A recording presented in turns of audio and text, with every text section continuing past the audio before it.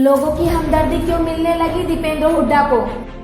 लोकसभा चुनाव में हार के बाद दीपेंद्र हुड्डा ने रोहतक अनाज मंडी में भावुकतापूर्ण भाषण दिया। भाषण में दीपेंद्र हुड्डा ने दिल को छूने वाली कई बातें कही। रोहतक में दिल को छूने वाली भाषण के बाद लोगों की हमदर्दी दीपेंद्र हुड्डा के प्रति बढ़ने लगी है। दीपेंद्र हुड्डा ने भाषण में 3 बातें मुख्य कही। पहली बात, दीपेंद्र हुड्डा ने कहा कि हार जीत के बाद जिस प्रकार मंत्री और मुख्यमंत्री घमंड के घोड़े पर सवार है, इसे जनता कुचल देगी।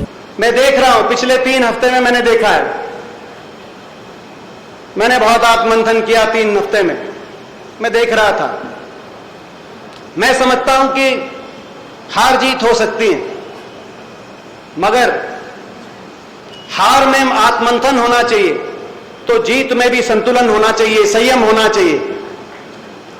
मगर जिस तरह का सारे संयम और संतुलनों की सीमाएं तोड़ के इस जीत के बाद और इससे पहले घमंड के घोड़े पे सवार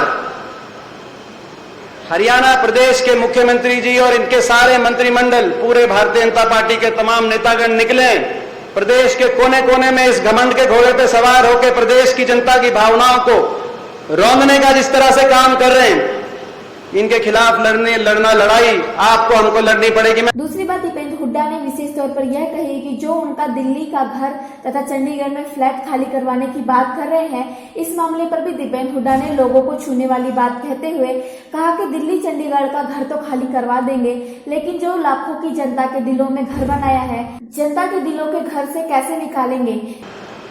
एक मंत्री रोहतक से मंत्री है, उनका बयान आया कि हमारा एक लक्ष्य था कि दिल्ली का घर खाली कराएंगे, हमारा दूसरा लक्ष्य है अब चंडीगढ़ में फ्लैट भी खाली कराएं।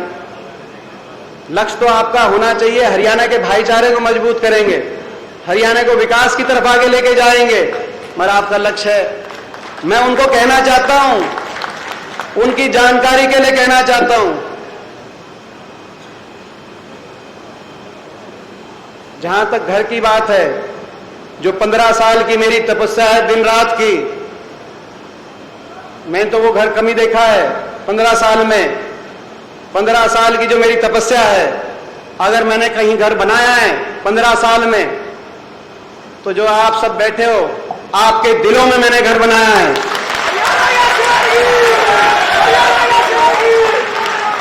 और मैं चुनौती देता हूं इन मंत्री को जो बैठे हैं रोहतक में, जिन्होंने रोहतक के भाईचारे को सबसे ज्यादा नुकसान पहुंचाया है। मैं चुनौती देता हूं, अगर खाली कराना है तो जो मैंने लोगों के दिलों में घर बनाया है, उस घर से मेरे को निकाल के दिखाएं। मैं इस बात की चुनौती देता हूं। और जिन्होंने मतदान किया, मैं समझता हूं उनके दिल में भी, और जिन्होंने किसी ने अगर मतदान मेरे पक्ष में नहीं भी किया तो हो सकता है घर में, मगर उनके दिलों में भी एक आधा कमरा मेरा तो उनके दिलों में भी मिल जाएगा, ये मैं कहना चाहता हूं।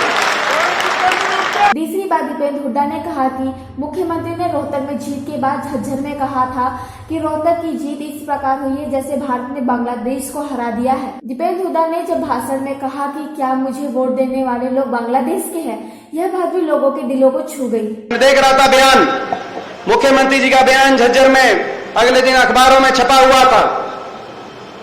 मैंने अखबार पढ़े, अगले दिन बयान आया कि रोहतक लोकसभा कहा कि बाकी तो सभी जीत एक तरफ थी, रोहतक की जीत हमारे लिए एक तरफ थी, और रोहतक में जीत पे हमें उतनी खुशी हुई जितना भारत और बांग्लादेश के मैच में जब भारत बांग्लादेश की पिटाई करता है, उतनी खुशी हुई।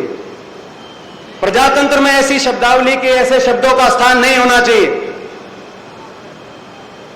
आप क्या कहना चाहते हैं?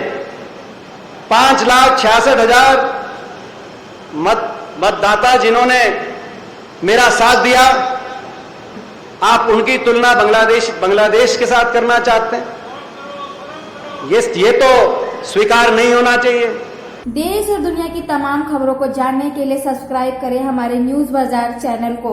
साथ ही हर एक अपडेट से जुड़े रहने के लिए बेल आइकन को दबाना ना भूलें।